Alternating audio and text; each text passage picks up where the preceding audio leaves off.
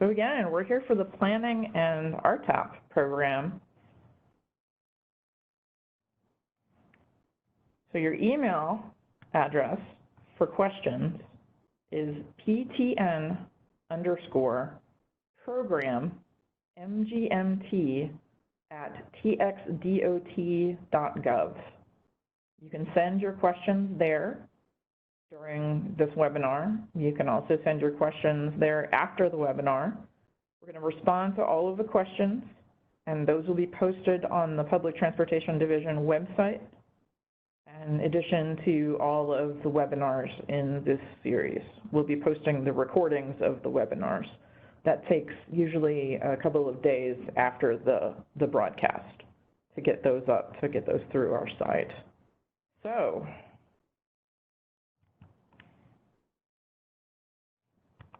there we go. So our agenda, talk about the purpose, important points, looking at both of the programs, the schedule for the coordinated call, where to ask questions and find the Q&A, and then e-grants assistance. So we're here to explain the program requirements, review the application instructions, and examine the applications in e-grants. So important points to know for the entire coordinated call, it's distributed biennially. So we do a program call every 2 years. So the next call for projects won't be until fall of 2021.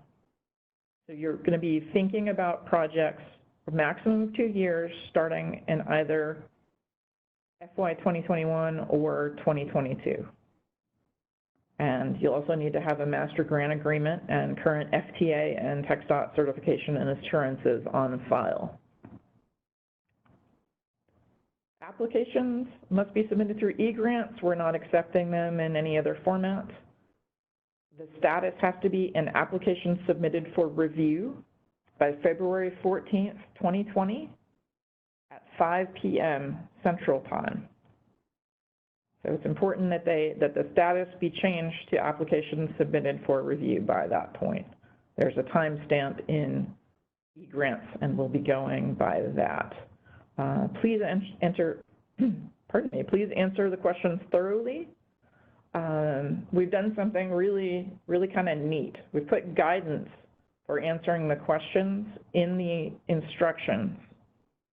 So when you download the PDF of the instructions, as I'll show in a moment, we've actually got guidance on how to respond. Still respond to what is in the question. The guidance may not cover all aspects of the question. And we're also asking for more information when it comes to multi-phase projects to get more of a sense of where you're at in the whole process. What? That's just crazy. Okay, so read the entire call for projects instruction document. Please, there is a lot of good information in there. The first 4 sections, the glossary and the attachments, apply for all of the programs. So whether you're just going for planning or RTAP or both or all of the coordinated call, you're going to need to read that. Section 5 is where we get into information on the individual programs, talking about their scope, objectives, the program requirements, and the evaluation criteria. Okay, there we go. Now you can see it. So Section 5 programs. For planning and RTAP folks, you're very lucky because the first program covered is planning. And there you can go through the scope, objectives, requirements. It gives you all your statutory information. You can talk, it looks about the eligible subrecipients, funding information. And here we go. Here's what I was talking about. So for the evaluation criteria, giving you the information on the general project evaluation form. And this is where you'll talk about the demonstrated need and project description. And here is your guidance here in the blue. One of the things that we're doing that's new in the application for those of you who have applied before, we've broken down what used to be longer questions that involved a longer explanation into individual sections. So for example, identifying the goals, objectives, and/or priorities in the area's most recent 5-year public transportation human services transportation plan that relate to the need for the project. You'll be putting an individual plan, goal, priority, or objective and how it relates. You'll be doing one of those for each line. You'll save the page for additional rows. Let me go ahead and pull that up. So in this case, we're talking about the general project evaluation page.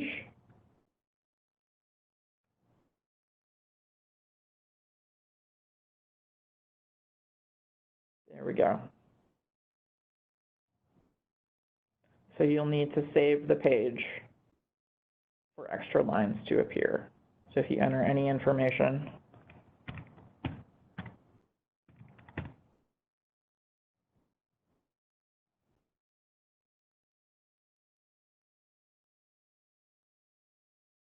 it always looks more slowly when we're watching it. So another thing you get when you save the page is that it will show you all of the questions that are required. And those have also been marked on the application with the red asterisk right there. So you'll see, there we go, we entered some text on that line, saved the page, and you get a second line. And that is true for all of these tables where we've got looking for one thing and then a more detailed explanation on the right. And that goes into the project implementation, roles and responsibility of stakeholders. If any of you have done this before, you'll be familiar with the different sections. Those are pretty standard. So for the planning application, there is an additional form called the Planning Specific Evaluation, which is kind of a handy name. There we go. And this is specifically for demonstration projects. If it's a pilot project, you'll respond yes, and then it gives you a series of questions to ask, or to answer, rather. We're asking, you're answering. So looking for your methodology, how you're collecting the data, how it'll be analyzed. And then we'll be requiring a final report. Now, the RTAP application is virtually the same as the planning application. On the general project evaluation page, there is one additional question. It's the first question, and it's asking if the project is for training, technical assistance, transit research, and/or related support services. You would check each of those that applies. If you're not clear on where your project would fall, that would be looking in section 5 of the instructions. You see there's a better description of each of those in there. Otherwise, it's the same application.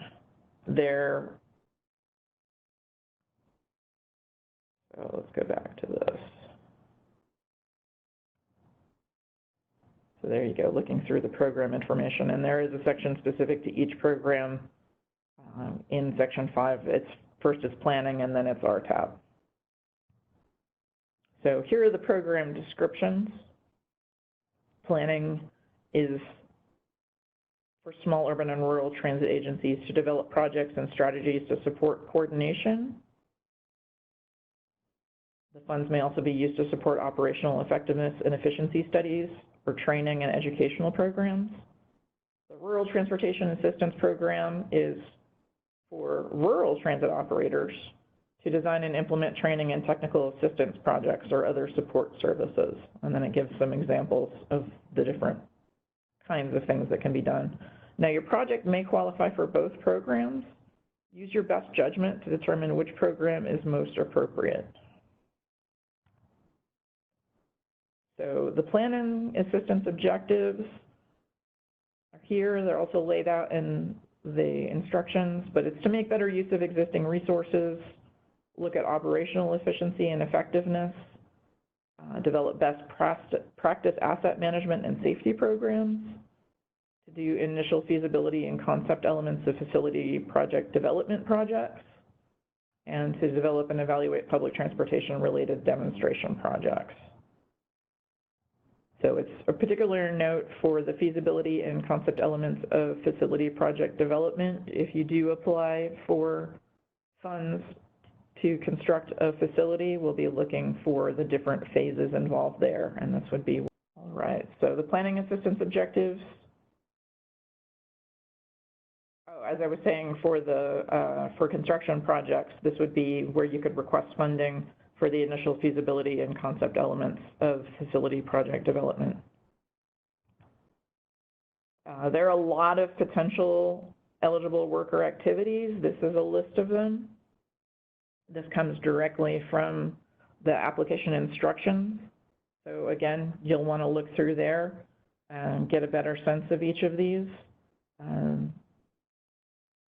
That would be the best sense. It's, you know, studies, evaluation, analysis, demonstration projects. It also includes computer hardware and software needed to support planning work. RTAP objectives. It's promoting the safe and effective delivery of public transportation in rural areas and making more efficient use of public and private resources. You're also looking at fostering development, improving the quality of information and technical assistance, facilitating peer-to-peer assistance, and supporting coordination of public, private, specialized, and human service transportation services. Here's a little table of the different RTAP eligible project types that breaks that down. This information is also included in the instructions for your clarification, but the specific categories would be training, technical assistance, and research. And all of the projects must meet the scope, objectives, and funding requirements identified in the program information for the RTAP program. Here's your timeline. You can see that the notice of opportunity became available on the 15th. Today is the 21st. We've got the planning and RTAP that you're attending right now. Later today is the webinar for the rural discretionary and the intercity bus. And tomorrow will be the webinar for the urban and rural fleet replacement. Your applications are due February 14th at 5 p.m. Central Time. The minute order will go for commission approval on June 25th. We'll distribute the PGAs August 1st and should have all of them executed by September 1st. That would be the earliest effective date. So if you need clarification of the specifications for the call for projects, submit to the email. Again, it's PTN_program mgmt@txdot.gov. Don't contact your PTCs or the program managers directly. We take all of the questions that are sent through that address and we'll respond to them in an FAQ. All questions are due by January 3rd, 2020, and we'll post the responses to these questions within about a week of that closure date. Please check the website periodically for updates. If there are any changes, they'll go there. There are also other good things there, required documents such as the multi-year budget form.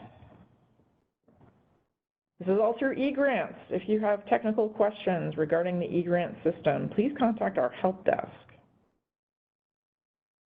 And there is their information, ptn-egrantshelp@txdot.gov.